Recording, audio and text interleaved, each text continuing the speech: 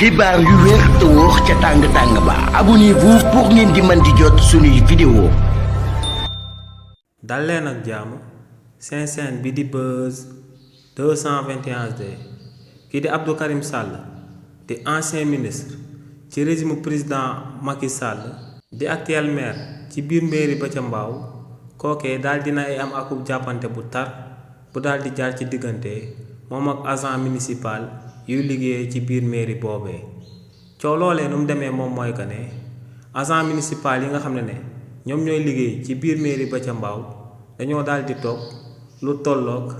juróomi weer si yi nga xam ne jotuñu seen salaire ñoom ne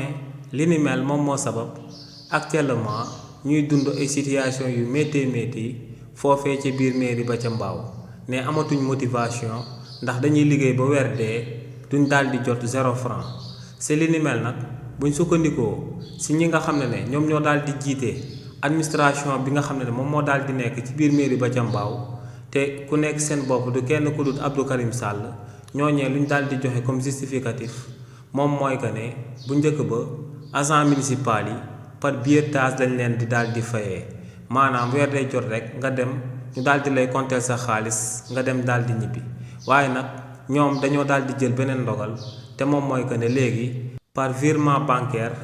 la ñuy daal di fayee agent yu daal di nekk ca biir mairie ba ca Mbao ñoom nee nag sëgëm am na ci agent yoo xam ne amuñu woon ay compte bancaire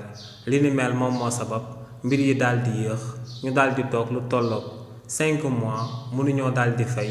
ñi nga xam ne dañuy daal di liggéey ci biir mairie ba ca Mbao te ñu daal di nekk ay agent municipal donc